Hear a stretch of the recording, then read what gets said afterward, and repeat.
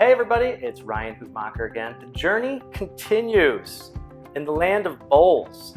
We're gonna get some Asian inspiration. We're gonna go pan-Asian with a really simple bowl that's gonna consist of some basmati rice, and we're gonna do lemongrass chicken with some bok choy. All right? The idea is we looked into the refrigerator, what was laying around, a couple things from the farmer's market, we're throwing it together. Stir fries are always the default for a good nourishing meal that's gonna fill you up and stick to your ribs. So let's get started.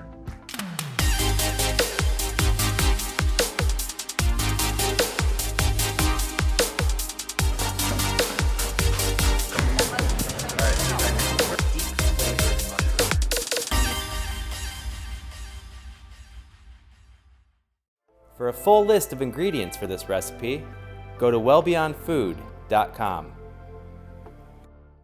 Okay, so coming in anchor on our pan-Asian inspired bowl, we're gonna do some basmati rice. So any type of long grain rice is fine. So you could do jasmine, basmati, there's an American long grain rice. When I say American long grain, think Uncle Ben's. But the idea is we're rinsing the rice to get the excess starch off. And what happens is we have a more clearly defined grain of rice that doesn't clump. All right, so we're gonna get our rice started. I've got a pot of boiling water right here. We have almost a 2-to-1 ratio of water, so almost 4 cups to about 2 cups of rice. I'm gonna take that rinsed rice, put it right inside, and then I'm gonna add about a pinch of salt. We wanna make sure we have a nice seasoned rice. And then what I'm gonna do is, that's gonna come back up to a boil. I wanna see those bubbles are almost there. And then I'm gonna turn it down to a simmer and put the top on, all right? So it's gonna soak up and absorb all that water. It takes about 15 minutes. So let's get to the rest of the recipe. So our lemongrass chicken stir fry bowl has a couple of elements to it besides the chicken. So we wanna add some heartiness to this, and we're gonna go with some really fresh vegetables. So first and foremost, we're gonna start with some scallions, because they're just a little bit stronger in flavor. They have almost a garlic quality to them, parts of the scallions. So you get almost like a crunch. So I'm gonna hold those aside. Now let's work on shiitake mushrooms. So shiitake mushrooms are a really nice, meaty, and really deep flavored mushroom. And I don't wanna have whole mushroom caps inside of this. So what I wanna do is, I take the mushrooms, and I take a little bit of paper towel, by the way, and I brush off any type of dirt or soil, potting soil that may exist on these. Now, if you do want to rinse these underwater, you want to clean them with water the day before and then leave them in your refrigerator overnight, open, not covered. So here's the cut that I like in order to diffuse the most amount of flavor and open up the texture. I'm gonna go with nice little strips. So I'm gonna go ahead and add this to my bowl right here. I have some cut ahead of time. So these are locked and loaded. Let's set those aside. Next up, let's talk about bok choy. Bok choy is a member of the cabbage family. All right, so these are very popular in Asia. Many different cultures use bok choy. They also go by the name of pak choy, P-A-K-C-H-O-I. Basically, it's little baby cabbages, and they have some bok choy that are actually this big, which is what we're used to in the States.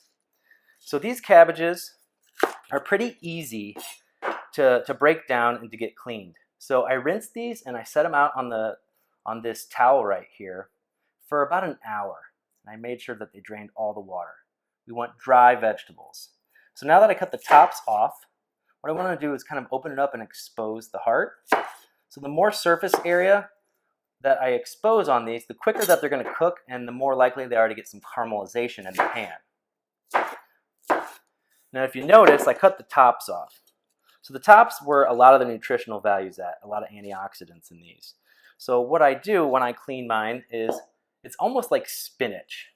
So I'm going to separate the leafy part from the stem part, and I'm going to stir fry these at different times because they have different textures.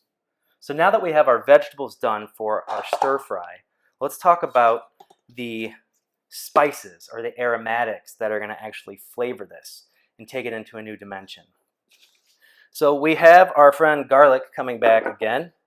And what I want to do with this garlic is we could chop this, we could mince this, or we could take the easy way out that I've shown you before is we can use a grater. So we've used this one before, but let's talk about the microplane. So this is just another gadget. It makes much more of a finer cut. So it almost does a paste. So as I file away on this, you can see it collecting on the back side. What this does is turning it into a paste. This gives the maximum kind of dispersion of flavor throughout the entire stir fry, as opposed to if we just had chunks. So that's what it's going to look like. I'm actually going to do about 4 cloves worth, but I'm going to put this right over here. And then if you do have excess that's left and you're not able to use or grind it down, you take the tip of your knife, just create a little bit of a paste, and then move that right over into here. So we're going to do about 4 cloves worth. Okay? Then next up, let's talk about lemongrass. So this might be an oddity to some of you. It's basically a tall, hardy frond of grass, and it has the essence of lemon.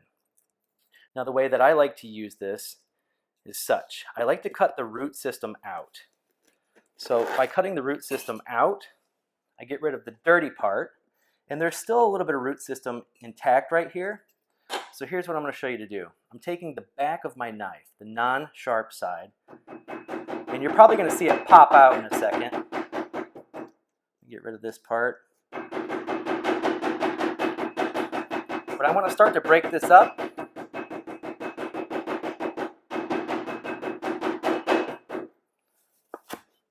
I'm going to get rid of this part as well. So that is the root system. With the back of my knife still, I'm going to work my way up and down the lemongrass. I want to break up the bark inside. So this is basically a fibrous bark. And by doing this, I'm releasing a lot of the essential oils where the flavor is.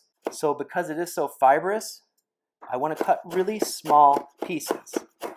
Now, if your knife skills are a little rougher, we'll say, and maybe you're getting big chunks like this, that's okay. They're a little bit toothy, and you may want to use a food processor to get a pulp. For me, I like to go Southeast Asian style, where they actually enjoy the texture. So I'm actually going to use it just like this, and I'm not going to use the food processor to make a pulp. I'm going to use just about a whole stalk, so I just need a couple of tablespoons of this. We're at our stir-fry station right now. I'm not going to use a classic or traditional stir-fry wok because I don't think you necessarily need to, especially if you're cooking for 2 to 4 people like we are. Let's use what we have and what's relatable.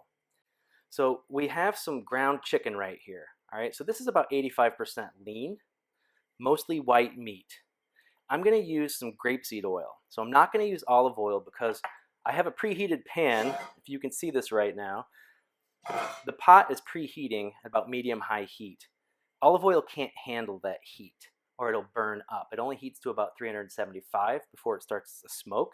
So grapeseed oil, avocado oil, or even canola oil is our best option because stir-fry temperatures range between 375 and 425. So we want to be golden there and not burn anything up. So I'm going to go ahead and add that to a hot pan, and I'm going to put the chicken in here. Now what I want to do is, since this is raw, we're going to cook this first and remove it from the pan. It takes about 3 minutes.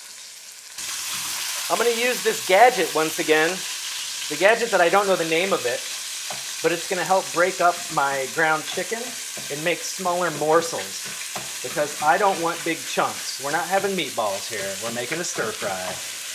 Okay, just about 3 to 5 minutes, depending on how hot your burner gets, for cooking the ground chicken. So here's what I want to do. I'm going to go ahead and remove this.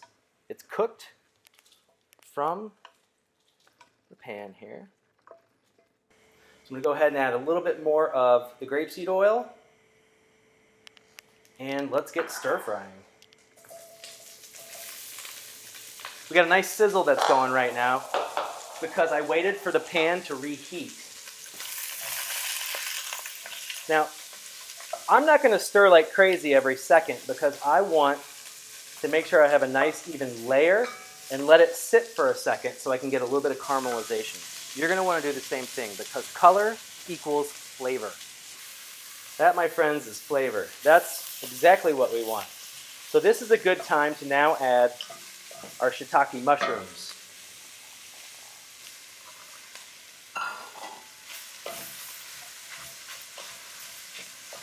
Now these are going to start to give up a little bit of their water, and that's where they start to concentrate their flavor.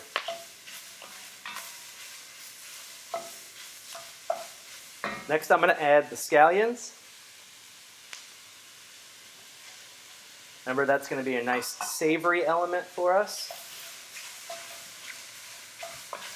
So far we got a nice amount of vegetables going on here. The garlic yet. I'm waiting until near the end. We're going to go ahead and add that garlic. A good amount of garlic right there, those 4 cloves. I added that because, once again, I don't want that to burn at the high heat. It's delicate.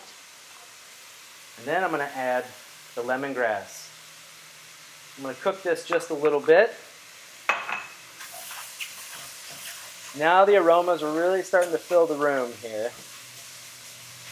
All these vegetables are taking on those flavors.